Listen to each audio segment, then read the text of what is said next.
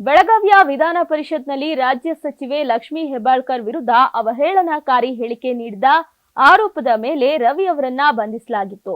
ಪೊಲೀಸರ ನಡೆಯನ್ನ ಖಂಡಿಸಿದ ಕಾರ್ಯಕರ್ತರು ಕಾಂಗ್ರೆಸ್ ಸರ್ಕಾರದ ವಿರುದ್ಧ ಘೋಷಣೆಗಳನ್ನ ಕೂಗಿ ಬಿಜೆಪಿ ಸದಸ್ಯ ಸಿಟಿ ರವಿಯನ್ನ ಕೂಡಲೇ ಬಿಡುಗಡೆ ಮಾಡುವಂತೆ ಒತ್ತಾಯಿಸಿದ್ರು. ಸಿಟಿ ರವಿ ಬಂಧನದ ಹಿನ್ನೆಲೆಯಲ್ಲಿ ಅವರ ಹುಟ್ಟೂರಾದ ಚಿಕ್ಕಮಗಳೂರು ಜಿಲ್ಲೆಯಲ್ಲಿ ಪಕ್ಷ ಬಂದ್ಗೆ ಕರೆ ನೀಡಿತ್ತು. ಪೊಲೀಸರ ಪ್ರಕಾರ ಹನುಮತ್ತಪ್ಪ ವೃತ್ತದಲ್ಲಿ ಬಿಜೆಪಿಯ ಸುಮಾರು 100 ಸದಸ್ಯರು ಮತ್ತು ಬೆಂಬಲಿಗರು ಸಿಟಿ ರವಿ ಬಂಧನವನ್ನ ವಿರೋಧಿಸಿ ಪ್ರತಿಭಟನೆ ನಡೆಸಿದ್ರು. ಸಾರ್ವಜನಿಕರಿಗೆ ತೊಂದರೆ ಉಂಟು ಮಾಡಿದ ಹಿನ್ನೆಲೆಯಲ್ಲಿ ಅವರನ್ನ ವಶಕ್ಕೆ ಪಡೆಯಲಾಗಿದೆ. ಈಗ ಪರಿಸ್ಥಿತಿ ನಿಯಂತ್ರಣದಲ್ಲಿದೆ ಅಂತ ಹಿರಿಯ ಪೊಲೀಸ್ ಅಧಿಕಾರಿಯೊಬ್ಬರು ತಿಳಿಸಿದ್ರು.